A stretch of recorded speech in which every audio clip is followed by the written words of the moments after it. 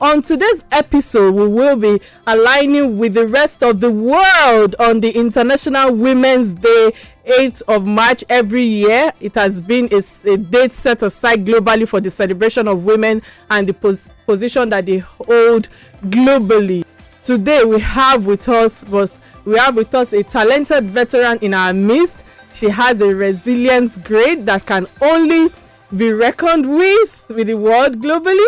She is a top celebrity who has been a role model over the years. She is a maestro in the field of acting and music. Anyone conversant with the mainstream with R&B in the 90s wouldn't mistake her in the hit song Love Me Jeje, Love Me Tender. Choma, I'm sure you know that song. You are my sugar, my honey, my tender lover. If you say you love me. Anyway, join me to welcome an only icon in the movie industry. Yes, I said so. Even if she's my family member, but hello, you all can't deny that she's no other than Shaffy Bello.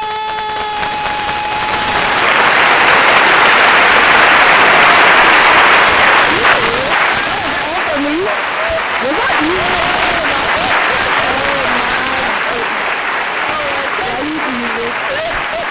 Not necessarily, right? And that is the chairman we're actually gossiping about before. Yeah, we were gossiping about you before I came in. Yes. All good things, I hope. All good things. Usually when there's a gossip, people don't say we were gossiping about you. All right? So when it's a good thing, that's when they'll confess. And because we keep it real on the show. Yeah. Oh, you guys keep it real? Okay. Do you guys really keep it real? Real talk. We're talking. For real? Oh, yeah. All right. We put it to the test. Oh, of course, sir. Thank you so much for joining me today and creating time to be here with us. How can I not? How can I not? Well, you blackmailed me. Please, we don't want everybody to hear about all of that. But can we officially meet you aside the little introduction I have made about you today, please? Well, my name is Shaffy Bello.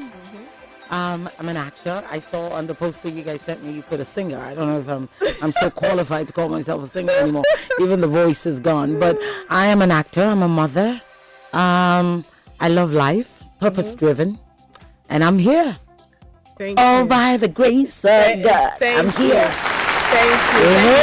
Hey. I got another one. All right. Because I know that you've gotten to the top of your career, or better still, a comfortable position in the industry. How did you start, or how did you enter the industry? What has gotten your growth to this place thus far? As a woman. Okay, as a woman. Well, honestly, I can tell you, it's only by God's grace. I say it all the time, and it's not a cliche. I really mean it.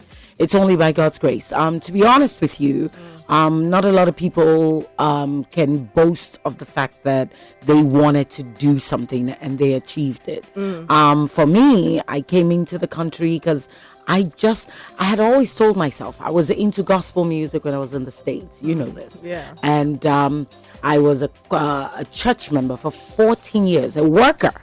In Jesus House DC. Shout out to all my Jesus House DC and my Pastor Gandhi. I love him to life. I'm sure he's listening. Oh, I hope he's listening because I miss him. All right. But anyway, I served there for about 14 years, if not more. And I got my discipline from that church. I must tell you, there was a period of time I got suspended. But I kept coming, and for some reason he found me worthy enough to stand on the pulpit again, and that was a lesson for me. And I was in the choir. I sang for years. I had my own album.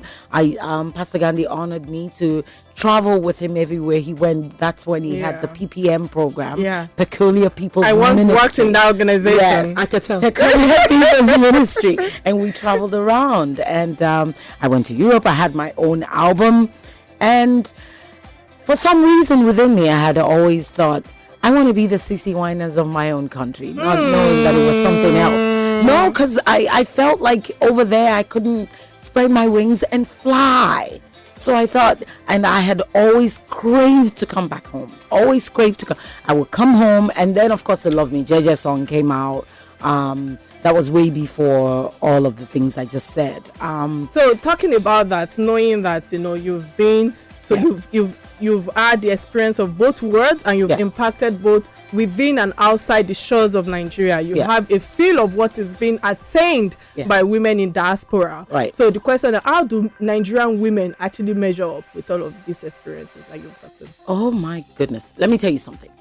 The thing about Nigerians, I wouldn't even say Nigerian women, Nigerians, period. We're so resilient. You know that saying, if you can make it in Lagos, you can make it anywhere. If you can make it in Nigeria, you can make it anywhere. How do they match up? Very well. Except, look, I say this all the time. Take the top actors in Nigeria, female and male. I call us all actor. Yeah, true. I call myself an actor. I don't Yeah. say I'm an actress. Yeah. But take them and put them in Hollywood and give them all the aesthetics and everything that they are privileged to have over there. They will nail it. We'll do the same thing. We're very talented people, and not just in my industry. We're very talented people. So I think we can make it anywhere. Anywhere. I agree with you, and I think this leads to the next question: is that women are further marginalized on their marital status after achieving all of these accolades in their respective industry. What's your view on the societal sentiments regarding this? I think we're growing. To be honest with you, I think we're getting to a place where that woman-man thing, we've started exposing it. Some pioneers of women, like for example, I was watching a video recently of a woman who was driving downfall. So somebody sent that to me. Shola Shoals actually sent it, and she was driving downfall in Ibadan, and she is one of the men. And I looked at her and I thought, she's a pioneer. When you talk about women who are bold enough to do what they can't do, what we think they cannot do. I think we can do anything, but at the same time, reverse back. I'm also that woman who believes that in a home there is a man, and there's a place for the woman. Sure. Don't get me wrong. I have my power. I know who I am as a woman, but at the same time, You're not in competition with any man. Absolutely. There's no reason for it. Yeah. There's no reason. Let's chill on this. There's no reason for it. All for the women. Oh, girl power. Without a doubt. I'm there. Feminism. But I've always wondered, are you a feminist? Would you say that? I am a woman. Do I need to be? No. I'm a woman. I'm a woman, and I'm there for every woman, and I'm there to support every cause for a woman. But I don't know if I need to say that.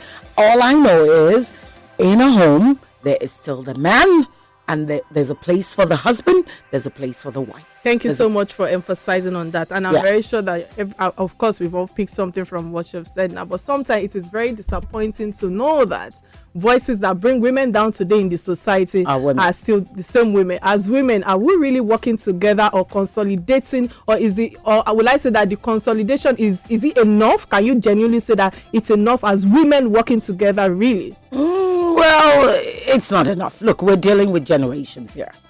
I'm a woman of a certain age. The next girl you're talking to, or lady you're talking to, is a woman of a certain age. So there goes that bridge in communication. The problem is we're from different generations. We were talking before the show. I'm not on Twitter. I want to be on it, but then it's so combative, and I'm like, I don't know if I want to be on Twitter. On back to back. So yeah, are we doing enough?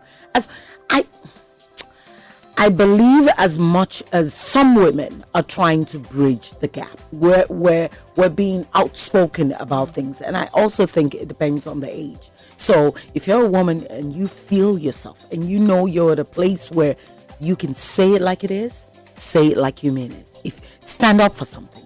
If you see something going wrong, if you're in a room and they speak about a girl that just left the room, ask them a simple question.